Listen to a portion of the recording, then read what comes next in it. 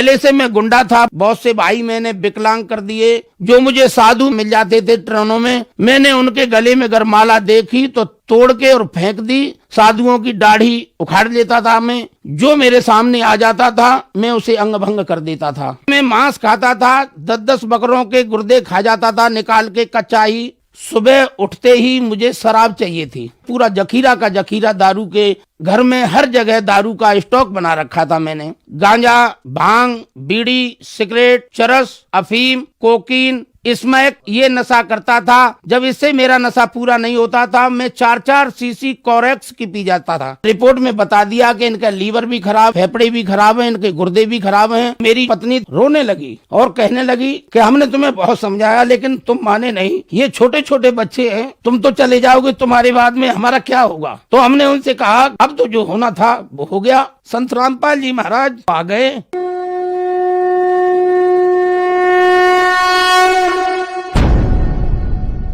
नमस्कार सर। नमस्ते भैया जी।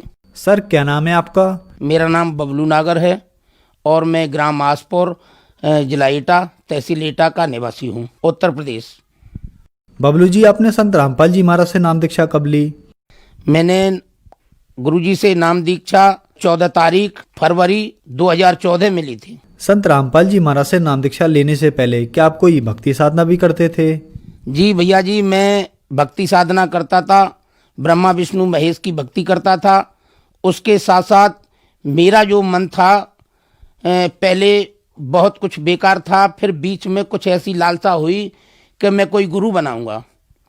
तो मैंने मथुरा में जो अपना जय गुरुदेव बाबा का मंदिर है उसके करीब में एक नरहौली पुल है, वहाँ पर नागा पंथ के साधु थे जिनकी बहुत बहुत लंबी जटाएं थीं, तलवार धारण किए हुए। मैंने उनसे नाम दीक्षा लेकर के अपने मन को शांति बनाना चाहा, लेकिन वहाँ मुझे कोई शांति नहीं मिली थी। एक बार ऐसा हुआ था कि वो साधु जी जो मैंने गुरु बनाए थे वो बहुत भयंकर नशा करते थे और उनसे भी ज़्यादा भयंकर मैं नशा करता था। वो गांजा पीते थे, मैं भी गांजा पीता था। मैंने बाबा से बोला, बाबा कोई 1-2 चिलम गांजा हो तो मुझे घर ले जाने के लिए दो। तो वो नागा साधु मेरे पे बिगड़ गया और उसने तलवार उठाई मुझे मारने के लिए। तो मैंने वो नागा साधु से कहा, मैंने साधु जी आप मेरे गुरुजी हैं और आप मुझे ऐसे न ललकारें, क्योंकि आपने मुझे ये गांजा सिखाया है और आप नहीं पिलाना चाहते हो तो मैं आज से आपके साथ नहीं रहूँगा और आपका कहना भी नहीं मानूंगा। तो इसके बावजूद फिर मैं गिरिराज जी गोवर्धन परिक्रमा लगाता था और जो 9 देवी आती हैं उसमें मैं पूरे 9 दिन व्रत रखता था। उसके बावजूद मुझे कोई फल प्राप्ति नहीं हुआ भैया जी। सर आपने बताया कि आप बहुत सारी भक्ति साधनाएं करते थे और आप नागा साधुपन से भी दीक्षित थे, तो फिर क्या कारण बना कि आप संत रामपाल जी महाराज की शरण में आए? देखिए भैया जी, मेरे गांव में कुछ भक्त थे, तो वो जब मेरी हालत को देखते थे, मैं अपने को जितना भी कहूं वो थोड़ा कम पड़ेगा। भैया जी मैं थोड़ा विस्तार से बताऊंगा। मैं पहले एक राक्षस रूपी इंसान था। सुबह उठते ही मुझे शराब चाहिए थी। शराब मेरी किचन में, बाथरूम में, लैट्रिन में, घर में जो हमारे टांड बने होते हैं घरों के अंदर में, वो होली दीपावली पे जब घर की सफाई होती थी तो जो मेरी पत्नी थी, वो मेरी पत्नी ने जब देखा कि लैट्रिन का जो टांड बना हुआ है उसमें पूरा जखीरा का जखीरा दारू के आधे बोतल पौआ मिलते थे, बाथरूम में, घर में हर जगह दारू का स्टॉक बना रखा था मैंने। तो भैया जी जब मेरा नशा दारू से पूरा नहीं हुआ तो मैं स्मैक पीने लगा। स्मैक पीता था ज़्यादा, तो मुझे स्मैक ज़्यादा महंगी पड़ती थी तो उससे कभी कभी मुझे नहीं मिलती थी स्मैक, तो मैं ऐसे हो जाता था जैसे बिल्कुल ये दी एंड हो चुका हो। फिर उसके बाद में एक नशा और आता है, चरस, कोकीन और अफीम। ये नशा मैं सब किया करता था। इस नशे के बावजूद मेरा लीवर, फेफड़े, गुर्दे, मेरा पूरा शरीर बेकार हो चुका था। एक डॉक्टर आगरा के अंदर में आरसी गुप्ता हैं, हार्ट विशेषज्ञ, मेरे घर वाले उनके पास मुझे लेकर के गए। तो वहां जाकर के देखा तो डॉक्टर साहब ने रिपोर्ट में बता दिया कि इनका लीवर भी खराब है, इनका फेफड़े भी खराब है, इनके गुर्दे भी खराब हैं, और ये जो भी हैं 10 दिन या 5 दिन या 15 दिन से ज्यादा नहीं चलेंगे, इनको जो भी खाएं वो खिलाओ। तो जब मुझे वहां से अपने घर के लिए ले आए, तो जब मेरी जो पत्नी थी उसने मेरा हाल जाना तो वो रोने लगी और कहने लगी कि हमने तुम्हें बहुत समझाया लेकिन तुम माने नहीं। ये छोटे छोटे बच्चे हैं, ये क्या खाएंगे, कैसे रहेंगे, तुम तो चले जाओगे, तुम्हारे बाद में हमारा क्या होगा। तो हमने उनसे कहा कि भाई अब तो जो होना था वो हो गया। मेरा शरीर पूरा सूज गया था, मैं बिल्कुल मरने के कगार पे खड़ा था। मैं अपनी पार्क में, मेरी चारपाई डाल दी जाती थी, उस वहां पर खाट के पास में एक मटका रख दिया जाता था, मैं उसमें अपना थूकता, सारे दिन परेशान रहता था, खून आता था मेरे मुख से, ब्लड आता था। तो जब घर वाले ज्यादा परेशान हो गए तो हमारे जो बड़े भाई साहब थे उनने सोचा कि ये तो मर जाएगा, इसके बच्चे भूखे मरेंगे, तो चलो ऐसा करते हैं इसका बीमा करा देते हैं। तो मेरा बीमा करा दिया। जब बीमा करा दिया उसके बाद में मैं बिल्कुल ही खत्म होने वाला था। तो जब मैंने देखा कि अपने घर में मैं लेटा था तो बच्चों ने टीवी चला दी। जब टीवी चला दिया तो वहां देखा कि संत रामपाल जी महाराज का सत्संग चल रहा है। उस सत्संग में कोई भक्त बता रहा था कि जो मेरे ऊपर बीत रही थी, जो मैं जिसके लिए तड़प रहा था, वो चीज खुद बयां कर रही थी और बता रहे थे कि मैं दारू पीता हूं, मांस खाता हूं, और जितनी भी वो थी, और मैं ऐसे ऐसे संत रामपाल जी की शरण में पहुंच गया तो मैं सही हो गया। तो मेरे दिमाग में आया कि क्यों, हम भी बहुत देर हो चुकी है, अब हम पहुंचेंगे कैसे।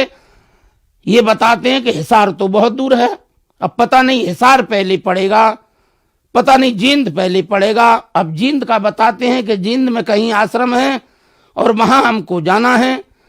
अब हमारे शरीर में इतनी तामस नहीं। जिस दिन हम अपने घर से जाने की सोच रहे थे उस दिन हमने दारू पी रखी थी बहुत। हमें कहीं घर में चलने फिरने की तो वो नहीं थी। हमारे किचन में एक क्वार्टर हमें पड़ा मिल गया था, तो हमने वो पी लिया। और पीने के बाद में घर में जितने भी शीशे लगे थे अलमारियों में और जंगलों में जो शीशे लगा लेते हैं, वो शीशों की सबकी तोड़ फोड़ कर दी। बिजली का बोर्ड उखाड़ के फेंक दिया।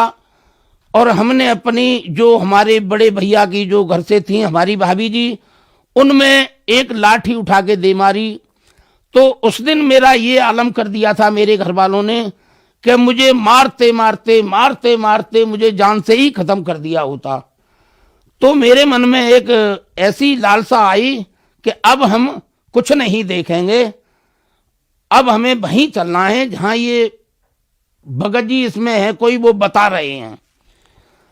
तो हम रहते थे बाद रेलवे स्टेशन मथुरा पे। मेरे बड़े भैया रेलवे में सर्विस करते थे, तो मैं उन्हीं के साथ रहता था। जब मेरे मन में आई कि अब मुझे कोई कहीं कैसे भी नहीं ले जाएगा, अब मैं जाऊंगा कैसे, तो मैं स्टेशन तक चुपचाप अपने कैसे भी करके जब वहां से चला, तो मुझे ये नहीं मालूम पड़ा कि ये स्टेशन तक मुझे कौन लेके जा रहा है। जब मैं स्टेशन पे जाके पहुंच गया तो मुझे पता चला कि यहाँ तो पता नहीं कैसे हम आ गए, हम तो चल भी नहीं सकते, लेकिन हम आ कैसे गए। तो हमारे मथुरा से, हमारी स्टेशन से पंजाब एक्सप्रेस गाड़ी चलती है। उस पंजाब एक्सप्रेस में मैं बैठ गया, क्योंकि पहले से मैं गुंडा था, बदमाश था।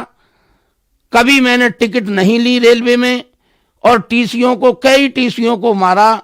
जो मुझे साधु मिल जाते थे, महात्मा मिल जाते थे ट्रेनों में, मैंने उनके गले में गरमाला देखी तो तोड़ के और फेंक दी।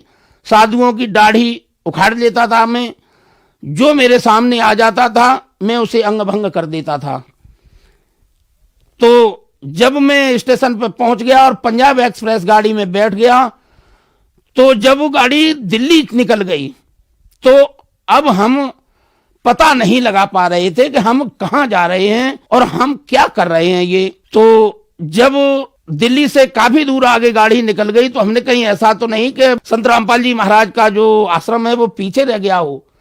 तो हम इस असमंजस में बैठे थे, तो बगल में बैठी सवारी हमसे बोली कि भैया जी सत साहिब। तो हमें पता चला कि ये भी कोई उन्हीं में से हैं जो हमसे सत साहिब कर रही हैं।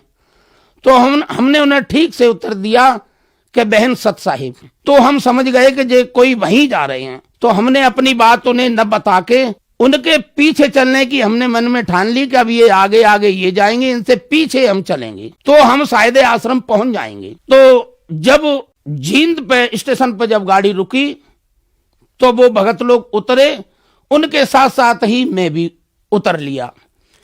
जब मैं उतर के स्टेशन से नीचे आया तो मैं अपने को बड़ा धन्य समझ रहा था और कह रहा था कि हे मालिक तू कौन है, कहाँ है। जो मैं एक कदम नहीं चल पाता था वो मैं स्टेशन की सीढ़ियां से भी उतर आया, आगे बढ़ा तो आगे भी निकल दिया। तो मैंने जाकर के वहां देखा स्टेशन से आगे कि वहां कम से कम तकरीबन 30 बस खड़ी थी। उन बसों पर बड़े बड़े अक्षरों में लिखा था सत साहिब।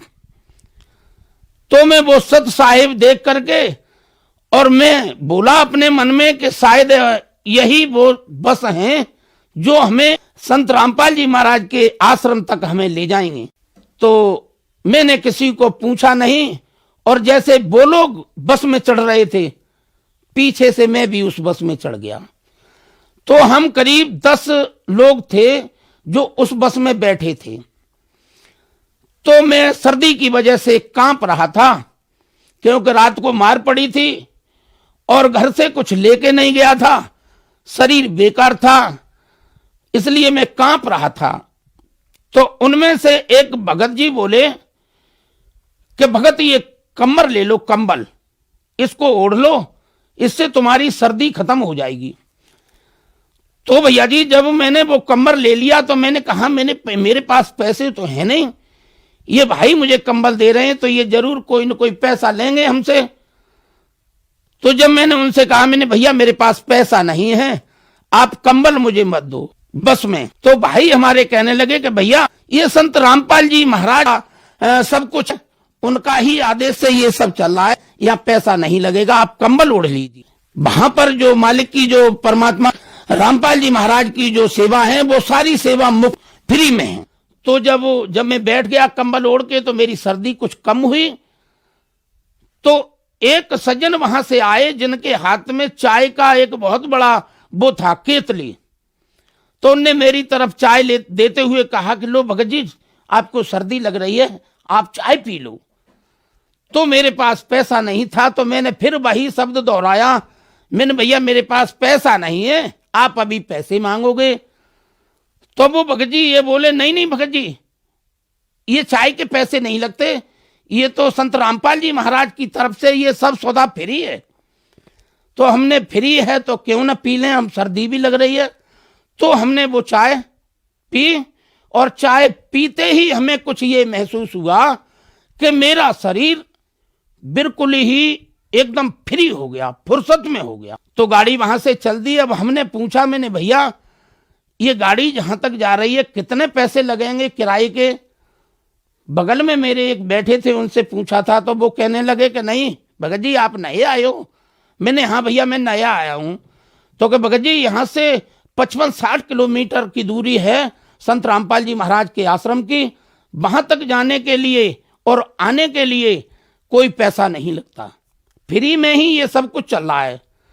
तो मैंने कहा भैया संत रामपाल जी महाराज के पास इतना सब कुछ फ्री, हम लोगों के लिए ऐसे जैसे हम दुराचारी बदमाश गुंडे लोगों के लिए इतना सब कुछ कर रहे हैं।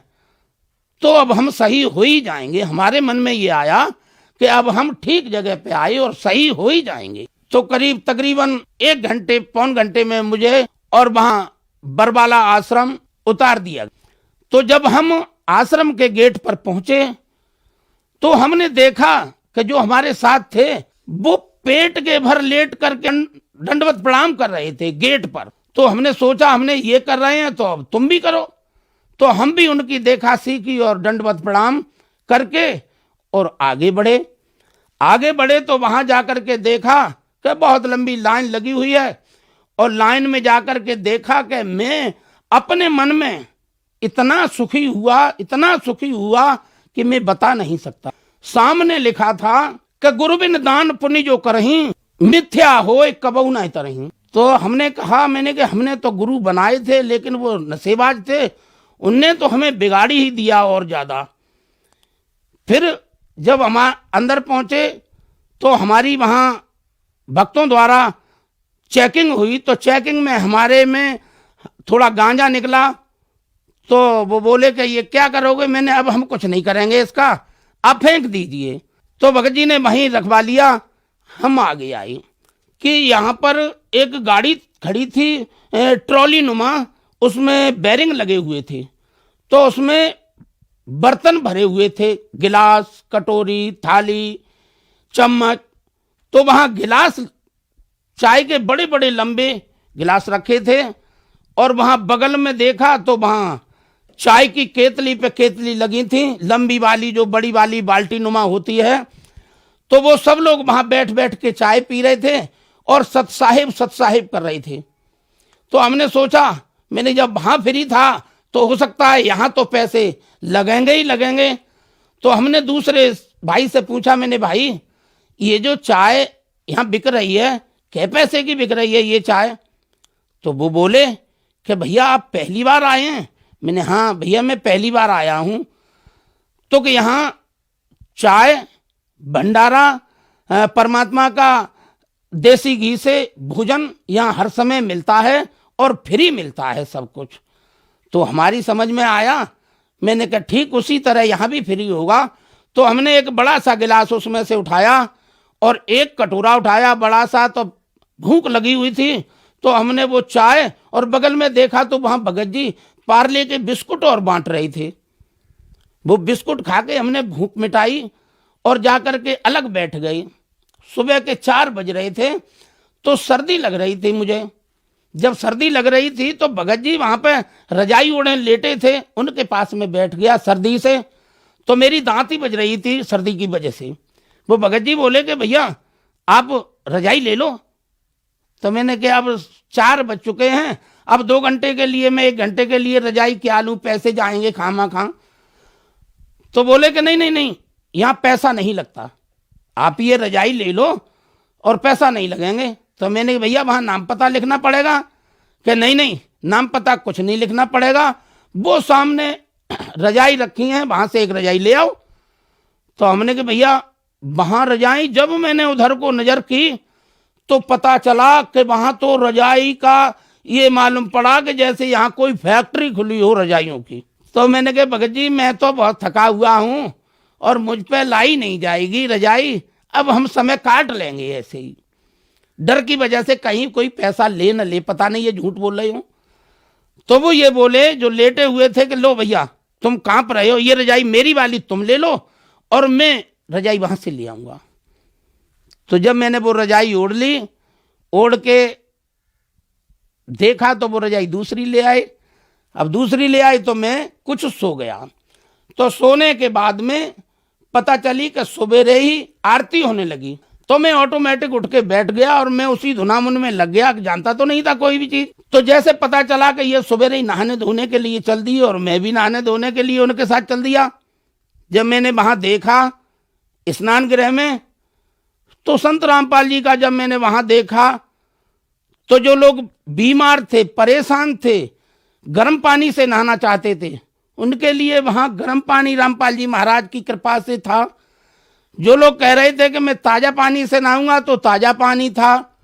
कपड़े लत्ते गंदे थे उसे धोने के लिए साबुन वहां बढ़िया से बढ़िया थे। नहाने के लिए भी साबुन था और तेल भी था। हमने कि यहाँ तो बहुत अच्छा हिसाब है। अब हम पे मार पड़ी थी, अब हम यहाँ से जाएंगे नहीं। हमारे मन में ये लालसा आई कि अब मैं यहाँ से नहीं जाऊंगा। मैं नहा धो के जब आ गया, दिन निकल आया, तो पता चली कि वही भगत जी से मैंने पूछा, मैंने भगत जी अब हमें क्या करना है? कि भैया तुम नए हो। मैंने बिल्कुल नहीं है भैया। दीक्षा ले ली आपने? मैं नहीं, मैंने कुछ नहीं लिया है भैया। तो वही भक्त मुझे ले गए और जाकर के देखा कि वहाँ माताएं बहनें, बच्चे, बुजुर्ग, मेरे जैसे सब लोग वहाँ बैठे लाइन में अपने अपने नंबर की प्रतीक्षा कर रहे थे। तो हमने सोचा, मैंने यहाँ तो जरूर ही पैसा लगेगा, क्योंकि जब हमने नामदान लेने की सोची थी तो पता चला एक रमण रेती मथुरा के अंदर में है। तो हमने वहाँ नामदान की किसी भाई से कही थी, तो वहाँ पता चला कि यहाँ 2500-3000 रुपए का खर्चा आ जाएगा, आपको यहाँ नामदान मिल जाएगा। तो हमने सोचा कि यहाँ रामपाल जी महाराज के यहाँ भी बिना पैसे के नाम दीक्षा नहीं मिलेगी। तो जब हमने नाइन में बैठे हुए बगल वाले भगत जी से पूछा, मैंने भैया कितने पैसे लगते हैं यहाँ दीक्षा के? कि भैया तुम्हें किसी ने बताया नहीं? मैंने हमें किसी ने नहीं बताया भैया, हम जानते नहीं। तो कि यहाँ गुरुजी की तरफ से, संत रामपाल जी महाराज की तरफ से नाम दीक्षा फ्री, खाना पीना सब कुछ फ्री। यहाँ जितना भी मालिक का, परमात्मा रामपाल जी महाराज का जो चल रहा है वो सब फ्री चल रहा है। तो हम अपने में बड़े धन्य समझे कि यहाँ तो रजाई भी फ्री, गर्म पानी भी फ्री, ठंडा पानी भी फ्री, हर चीज फ्री। मेरा नंबर आया, संत रामपाल जी महाराज से मुझे नाम दीक्षा मिली। सर, संत रामपाल जी महाराज से नाम दीक्षा लेने के बाद आपको क्या लाभ प्राप्त हुए? जी भैया जी, मुझे संत रामपाल जी महाराज से नाम दीक्षा लेते ही ऐसे फायदे हुए जैसे मानो मेरी लॉटरी खुल गई। पहला फायदा मुझे मिला कि जब मैं गांजा, बीड़ी, सिगरेट, भांग, मांस, मदिरा खाता था, जैसे मैं मांस खाता था 10-10 बकरों के गुर्दे खा जाता था निकाल के कच्चा ही, उसी की दुकान पे खड़े होकर के। ये सब जितना भी गुंडा बदमाशी मेरे अंदर थी, बहुत से भाई मैंने विकलांग कर दिए, अंग भंग कर दिए। मैंने संत रामपाल जी महाराज से नाम लेते ही जो मेरे शारीरिक कष्ट थे, जो मुझे सांस का रोग था, मेरे अंदर लीवर, फेफड़े सब खराब थे, संत रामपाल जी महाराज की दया से 10 से 15 दिन के अंदर में मैं बिल्कुल सही हो गया। वो सही होने का कारण, जब मैं रो रहा था, बिलख रहा था, बुरी तरह से पागल सा था, तो मैंने परमात्मा से दुआ करी, संत रामपाल जी महाराज से, कि महाराज हमने ये सुना है कि आप अंधे को आंखें देते हो, कोढ़ी को काया देते हो और बांझ को संतान देते हो। तो आज मेरे जो बाल बाल में रोग है, आप मेरे ऊपर क्यों नहीं कृपा कर रहे हो? तो मुझे पता चला, जब मैंने रात में याद करते करते सो गया रोते रोते, तो मुझे पता चला कि एक डॉक्टर आए हैं और डॉक्टर सफेद टोपी लगाए हुए हैं, उनके आला लटक रहा है। आला जो कानों में लगा करके मरीज को जो चेकअप होता है वो देखते हैं। तो मैंने सोचा, मैंने कि ये डॉक्टर कैसे आया, हमने तो बुलाया नहीं, फिर कैसे डॉक्टर आया? तो पता चला कि थोड़ी देर में वो संत रामपाल जी महाराज बन गए। पहले वो डॉक्टर थे, फिर वो संत रामपाल जी महाराज बन गए। तो मैं लेटा हूं और लेटने के बाद में मैंने देखा कि मेरा ये सीना चीर दिया है। जब सीना मेरा चीर दिया है और मेरे कहीं दर्द भी नहीं हो रहा, तो मुझे पता चला कि कहीं ये मेरा चेकअप कर रहे हैं। तो चेकअप करने के बाद में मैं बिल्कुल धीरे धीरे बिल्कुल ही सही हो गया। मेरा लीवर, फेफड़े, गुर्दे, जो भी मेरे अंदर था वो सब कुछ ठीक हो गया। पहला फायदा मुझे ये मिला। और दूसरा फायदा, बेटा मेरा 9 साल की उम्र में, उसे आंखों से नहीं दिखता था, बिल्कुल ही नहीं दिखता था। रात में तो थोड़ा बहुत दिख भी जाता था, लेकिन दिन में धूप की वजह से उसे कुछ नहीं दिखता। मैंने आगरा, झांसी, ग्वालियर, एटा कई जगहों पर अपने बेटे को दिखाया, लेकिन वो बेटा सही नहीं हुआ। लाखों रुपए मैंने बर्बाद कर दिए, लेकिन वो बच्चा मेरा सही नहीं हुआ। तो मैंने सोचा जब कि मैं सही हो गया तो हो सकता है मेरा बेटा भी सही होगा। तो मैंने ले जा करके और संत रामपाल जी महाराज के कदमों में पटक दिया। तो पता चला कि 6 से 7 दिन 10 दिन के अंदर में मेरा बेटा भी बिल्कुल सही हो गया। आज भी वो बिल्कुल सही है। मेरे बेटे की आंखें खराब थीं, रोशनी नहीं थी आंखों के अंदर, वो बिल्कुल सही हो गई संत रामपाल जी महाराज की दया से। तीसरा फायदा हुआ, मुझे एक बार फिर जीवन दान दिया मालिक ने, परमात्मा संत रामपाल जी महाराज ने। अभी कुछ समय पहले की बात है कि मैं एटा बाजार में कुछ सामान लेने के लिए गया था। पीछे मेरी भाभी जी बैठी थी बाइक पर, मैं गाड़ी चला रहा था। तो हमारे एटा तहसील के बिल्कुल ठीक सामने उस दिन ये भोले बाबा जो हैं, भोले बाबा का हमारे एटा के अंदर में सत्संग हो, साकार विश्वहरि का सत्संग चल रहा था। तो भीड़ ज्यादा थी। मैंने गाड़ी क्रॉस की तो मेरी गाड़ी बड़े वाले ट्रक के नीचे आ गई। आगे वाला पहिया मेरी मोटरसाइकिल के ऊपर चढ़ गया, गाड़ी ऊपर और मैं मोटरसाइकिल के नीचे। अब गाड़ी धीरे धीरे चल रही थी, ट्रक, और मैं उसके नीचे दबा। तो मेरी मोटरसाइकिल चरर चरर चरर ऐसे आवाज कर रही थी और दबती चली जा रही थी। उसके नीचे मेरा पैर दबा हुआ था। तो लोग वहां देख रहे थे, वो बड़ी जोर से चीखे चिल्लाए और बोले कि मर गया मर गया मर गया मर गया मर गया। तो गाड़ी वहां के वहीं रोक दी। जब गाड़ी रोक दी तो मैं समझ गया कि यहां भी मेरे संत रामपाल जी महाराज आ गए, जिन्होंने मेरी जान बचाई। तो मुझे समझते देर नहीं लगी कि यहां भी वही मेरे गुरुजी संत रामपाल जी महाराज आ चुके हैं। अब मुझे कोई चिंता नहीं। अब लोग मुझे खींचने लगे तो मैंने कहा, मैंने भैया खींचना मत, मेरा पैर दबा हुआ है, हो सकता है कि पैर कट गया हो वहीं के वहीं, खींचना मत। तो गाड़ी को पीछे बैक कराया। जब बैक कराया तो मेरी गाड़ी पूरी की पूरी नष्ट हो चुकी थी, मोटरसाइकिल। अब जब मेरा पैर निकाला तो मेरे पैर में कहीं भी कैसी भी कोई खरोंच नहीं। तो वहां जब वो खड़े थे लोग और कह रहे थे, भैया तुम्हें किसने बचा लिया? तो मैं कहने लगा कि भैया मुझे बचाने वाला मेरे गुरु हैं संत रामपाल जी महाराज, वो आ गए और उन्होंने मुझे बचा लिया। तो कि तुम झूठ बोलते? मैंने, भैया तुम्हारे लिए मैं झूठ बोलता हूं।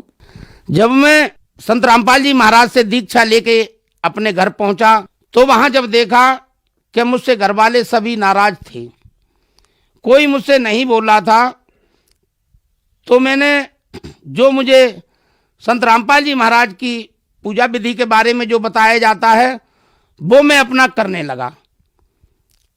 करते करते 4, 5, 6 दिन हो गए तो मेरे बड़े भैया हमसे कहने लगा कि क्यों बे तेरा नशा कहाँ है? तू बीड़ी पीता था, गांजा पीता था, आज एक भी बीड़ी का टुकड़ा घर में नहीं दिख रहा, क्या बात है? हमने, भैया हमने सब छोड़ दिया है, नशा सब छुड़वा दिया है। हाँ, सबसे पहले नशा ही छुड़वाया जाता है रामपाल जी महाराज जी के यहाँ। तो बोले कि देख लेंगे, देखे कैसे हैं तेरे रामपाल जी, और तू देखे कब तक छोड़ेगा। महीने, 2 महीने, 3 महीने हो गए तो एक पुस्तक दी जाती है नाम दीक्षा के बाद में, भक्ति बोध नाम की। वो भक्ति बोध हम सुबह नित्य नियम करते थे बैठ के अपने घर में। तो हम बड़े बड़े ऊंचे स्वर में उसे गाने लगे। जो संत रामपाल जी के यहाँ जो पुस्तक दी जाती है उसको आरती करने लगे। तो जो रोड पे निकलने वाले लोग थे वो कहने लगे कि ये पागल हो गया। पहले ये दारू पी के ऊधम करता था, रास्ताएं घेर लेता था, अब ये चौपाइयां कैसी गाने लगा, समझ में नहीं आती। तो मेरे भैया रेलवे में अधिकारी थे तो उनसे कहने लगे स्टाफ वाले कि तुम्हारा बबलू क्या हो गया है? पहले तो ये दारू वारू पीता था, अब ये चौपाइयां कैसे से कहां से आ गई याद? तो उन्होंने बताया कि ये संत रामपाल जी महाराज से नाम दीक्षा लेकर के आया है। चलो सही है, ये लग जाएगा तो ठीक है। मुझे महीने, 2 महीने, 3 महीने, 4 महीने जब ज्यादा समय हुआ तो सभी घर वाले कुछ मेरी तरफ झुकने लगे। जब मैं दारू पी के हंगामा करता था तो मेरे गांव वाले मेरा नाम बबलू से छोड़ करके और बिगाड़े कहने लगे मुझे। जब मेरा नाम बदल के मेरा नाम बिगाड़े रख दिया गया तो वही गांव वाले मेरे जो मुझे बिगाड़े कहा करते थे, जब उनने देखा कि ये बोई बिगाड़े है, अब ये सतसाहेब सतसाहेब सतसाहेब करता है, ये क्या हो गया इसे। अब वही गांव वाले जो मुझसे बिगाड़े कहते थे, तो पहले मेरे गांव वाले मुझसे बहुत दूर दूर भग जाते थे। आज वही मेरे गांव वाले जिन्होंने मेरा नाम बिगाड़े रखा था, वही मुझे कोई तो कहता है कि आइए भगत जी, कोई कहता है कि आइए सुधारे, और कोई कहता है कि आइए भैया जी थोड़ा हमारे पास भी बैठ जाइए। और ये सब जो भी बदलाव आया वो मेरे संत रामपाल जी महाराज की वजह से। उन्होंने मुझ पर ऐसी दया की कि आज मैं बिल्कुल ही संपन्न हूं। कोई भी मुझे बीमारी नहीं है, कोई भी अब मुझे कैसी भी कोई चक्कर नहीं है, और किसी भी तरह से मैं परेशान नहीं हूं। सर, जैसा कि आपने बताया कि आप एक राक्षस प्रवृत्ति के इंसान थे, जितना भी नशा होता है आप सब करते थे। आपने बताया कि आप दुकान पर खड़े खड़े बकरों के 10 गुर्दे यानी कच्चा मांस भी खा जाया करते थे। लेकिन संत रामपाल जी महाराज से नाम दीक्षा लेने के बाद आप एक सभ्य व्यक्ति बन गए, आपका सारा नशा छूट गया। तो जो श्रद्धालु आज आपको देख रहे हैं और वो भी किसी न किसी नशे से ग्रस्त हैं, आप उनके लिए एक बहुत बड़ा उदाहरण है। उनके लिए आप क्या कहना चाहेंगे? मैं उन भाइयों से निवेदन करके कहूंगा कि भाइयों, ये जो हमें मानव शरीर मिला है ये बार बार नहीं मिलेगा। जैसे मैं करता था गांजा, भांग, बीड़ी, सिगरेट, चरस, अफीम, कोकीन, स्मैक, ये नशा करता था। जब इससे मेरा नशा पूरा नहीं होता था, मैं 4-4 सीसी कोरेक्स की पी जाता था। तो उससे मुझे क्या मिला कि मेरा पूरा शरीर बेकार हो गया। ये मुझे संत रामपाल जी महाराज की दया से, कृपा से आज मैं बिल्कुल सही हूं। और मैं उन सभी भाइयों से ये निवेदन कहूंगा कि भाइयों, ये जो आप नशा या जुआ या कोई भी गलत काम करते हो, ये सभी त्याग करके आप मालिक के चरणों में, संत रामपाल जी महाराज के चरणों में आकर के और उनसे नाम दीक्षा लें, अपना जीवन का कल्याण करें। बस यही मैं उन भाइयों से कहना चाह रहा हूं कि जल्दी से जल्दी, समय बहुत नजदीक आ गया है, और आप जैसे भी हो जल्दी से जल्दी आकर के संत रामपाल जी महाराज से जुड़ें, उनका ज्ञान सुने, उनसे नाम दीक्षा लेकर के अपना जीवन धन्य बनाएं। सर, आप बहुत नशा करते थे, डॉक्टर ने आपके लीवर, गुर्दे, लगभग सब कुछ खराब बता दिया था। आप अपनी जिंदगी की आखिरी सांसें गिन रहे थे। तो फिर आपने संत रामपाल जी महाराज के अनुयायियों का इंटरव्यू टीवी पर सुना। आपको भी उम्मीद जगी कि मैं भी यहाँ से ठीक हो सकता हूँ, और आप ठीक भी हुए। आज आप खुद टीवी पर हैं और बहुत सारे ऐसे दर्शक हैं जो आपको देख रहे हैं। उनके लिए आप क्या कहना चाहेंगे? उनका नशा कैसे छूट सकता है? क्या करना होगा उनको? देखिए, मैं उन भाइयों से जो नशा से पीड़ित हैं, किसी भी रोग से पीड़ित हैं, तो सबसे बड़े डॉक्टर जैसे मेरा संत रामपाल जी महाराज ने आकर के खुद ऑपरेशन किया, ऐसे ही आप लोगों का नशा, जुआ, जो कुछ भी आप मांस खाते हैं, कुछ भी करते हैं, आप घबराइए मत। मालिक की शरण में, संत रामपाल जी महाराज की शरण में आ जाएं और आकर के नाम दीक्षा लें, आकर के अपना जीवन धन्य बनाएं। सर, संत रामपाल जी महाराज से नाम दीक्षा कैसे प्राप्त की जा सकती है? संत रामपाल जी महाराज से नाम दीक्षा पुस्तक के माध्यम से, जैसे पुस्तक ज्ञान गंगा के अंदर में नंबर हैं, उन नंबरों से नाम दीक्षा प्राप्त करें। और जैसे जो आप देखते हैं साधना चैनल, 7:30 बजे से 8 बजे तक साधना चैनल पर पट्टी चलती है, उस पट्टी पर नामदान क्रिया सब बताई जाती है और निःशुल्क बिना पैसे के नाम दीक्षा मिलती है। मेरा निवेदन है कि सत्संग सुने, और सत्संग के बाद में जो नीचे पट्टी आती है उस पर नंबर को पढ़ें और अपने मोबाइल से तुरंत नंबर मिलाएं और आप दीक्षा लें और अपना जीवन धन्य बनाएं। धन्यवाद सर। सत साहिब।